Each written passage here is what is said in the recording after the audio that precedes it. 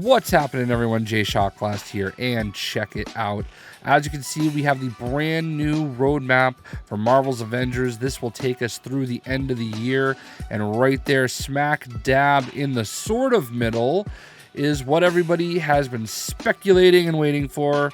That is right, it is Spider-Man. Spider-Man does whatever a spider can, and yeah, you know, he's coming, and he's coming only to PlayStation, and I know a lot of people are disappointed with that, but you know what? Sony apparently threw tons of money at both Crystal and Square, so what can you do? There's a big movie coming out in December, so my best guess is probably in that time frame to support the movie. We shall see.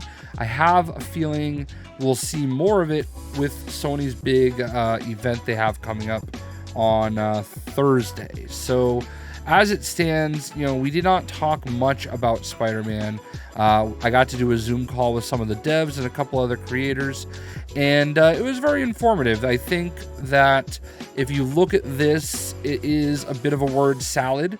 There's a lot of things there that I don't think you really appreciate what seems to be the complexity of putting it all together.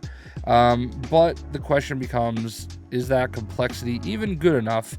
And I don't know if that is a yes or a no, because I think there are some things that are on this that we've kind of expected and we're waiting for, but not necessarily, you know, the sexiest, you know, thing, if you will.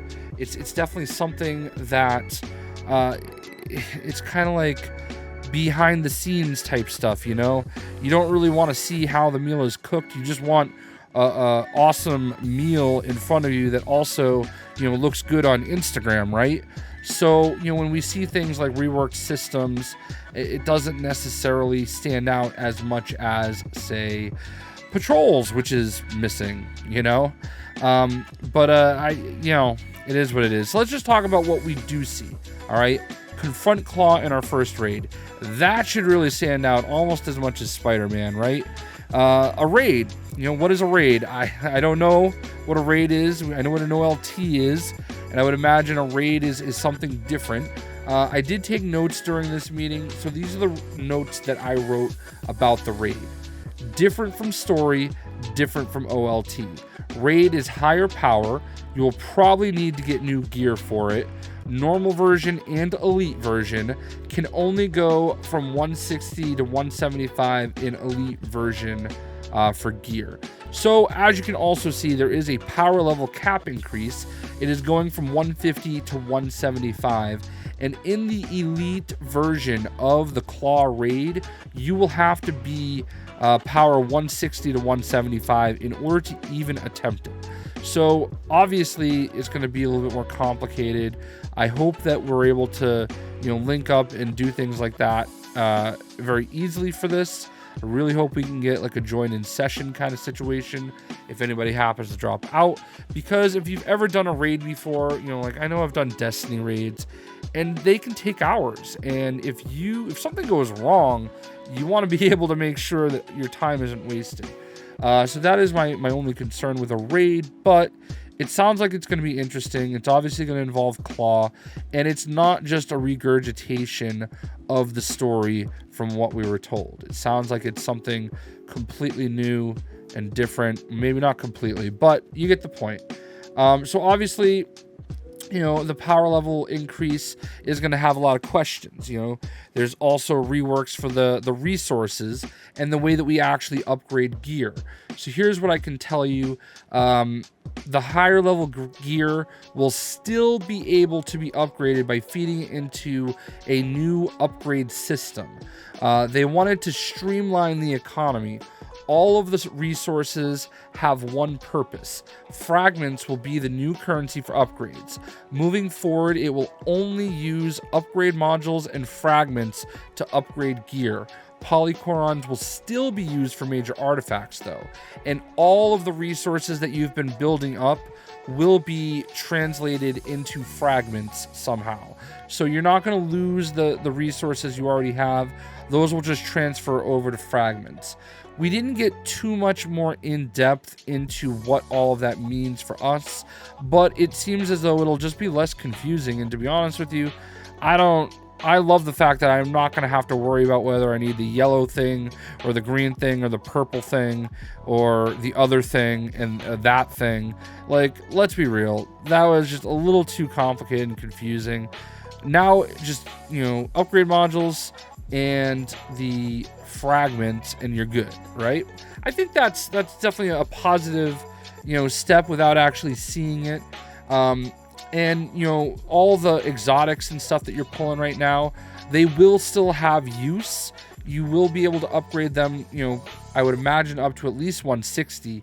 The one thing they did make clear is that the higher level gear from 160 to 175 is only going to be dropping in the raids. So if you want that higher level gear, you're going to need to do the raids. And again, I just really hope they make it easy to get in and out of those things. I'm not necessarily saying the gameplay has to be easy. When you hear raid, I think you have an expectation of some complexity, but I don't know, man. I just know what it's like to get to the end of an OLT and have somebody drop out and be stuck with all your progress and 3 people trying to beat it. And I don't want to get into those situations. We've all done raids in Destiny and stuff like that, I would imagine. So it's just a little scary in that regard, but I'm up for it, and obviously I know that I have a really great group of people that watch me that I can pull from to make sure we put together pretty high level teams to get through this. So, that is all some really good and welcome stuff. They did bring up that there's going to be a nameplate challenge for the Hawkeye Disney Plus TV series. I did say, can we please have a Shang-Chi, nameplate or something? That'd be kind of dope, but I don't know what's going on there. I don't even know if they read it. I'm sure they read it. Earnable cosmetics. Obviously, that's something that's going to stick out. Long overdue. I feel like Chastity has been leeching off the government. She's got her little corner there. She just sits there in front of the vending machines and drinks her free coffee on the government's dime, getting all that COVID unemployment checks and doing nothing for us, giving us nothing. All we asked her to do is give us some new gear, or not even gear, just give us some new costumes, the latest from Beverly Hills, maybe some new threads. She can't even do that. So hopefully, I don't know any more details. They did not actually really get into that at all. Just earnable cosmetics are coming back. It's being reworked. So yeah, this is definitely, it's nice to see some of this stuff. Obviously, outfits inspired by Marvel Cinematic Universe. We'll be getting more movie skins, obviously, so that's great. By the way, you have to pay for movie skins. Every movie skin, whether the actor is living or not. Just a heads up, in case it was unclear, all MCU skins will cost money. Period. Period. With a T at the end. Okay? All right. No confusion. We're going to obviously see them cycling through some of the events that we've been doing. Let people, earn all that extra stuff. It seems like the XP bonuses have been going well. So it seems like we'll be doing XP weekends, which, I think is when a lot of people play anyway.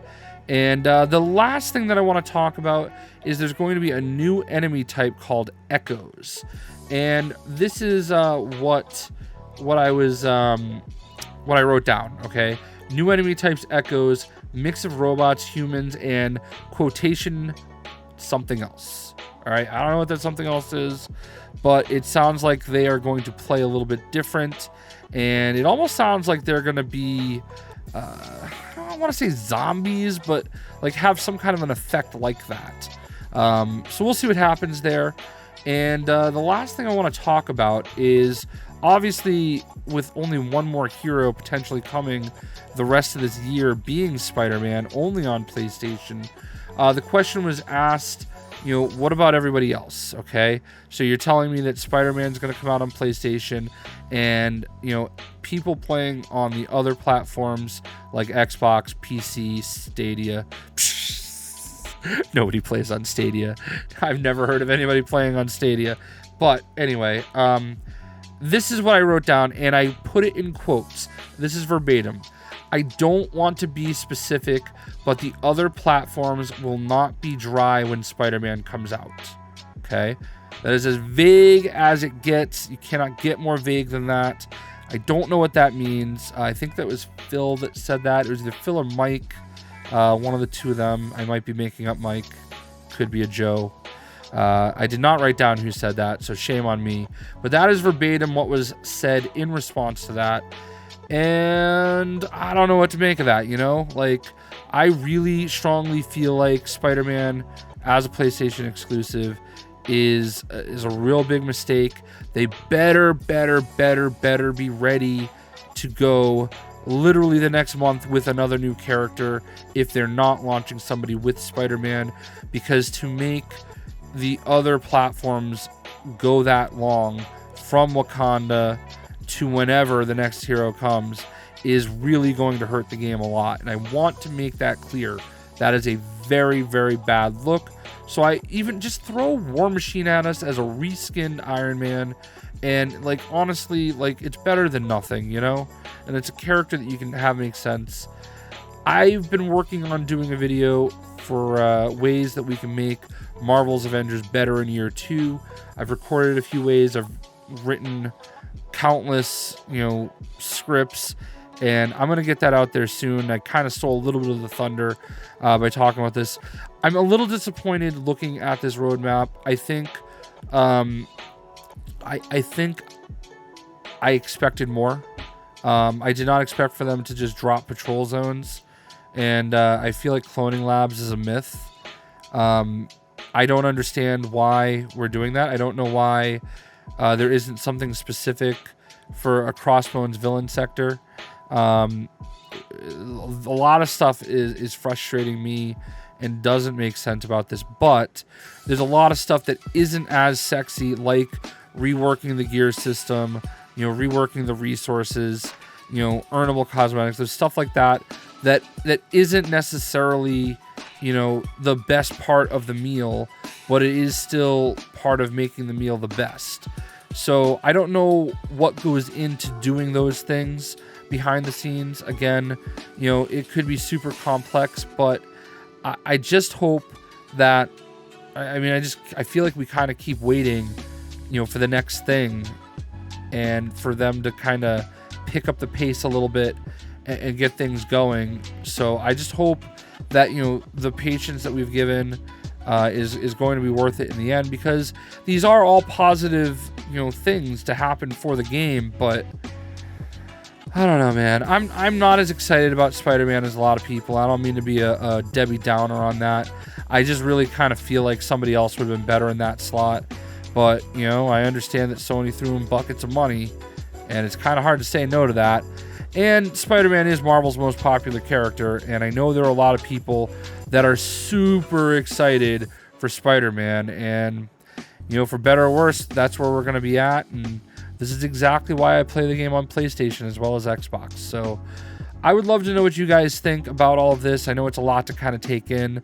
I know it's a video with just one picture, kind of staring at it endlessly, but I think there's a lot of great stuff on the way, and I'm sure that they're trying their best not to, like, give us too much information and make sure they still have stuff kind of tucked away that they can throw out there to keep the excitement going. But, you know, baby steps. Hopefully eventually they become a toddler, you know what I mean? So anyway, obviously more information as it becomes available. I hope you guys enjoyed. We'll see you.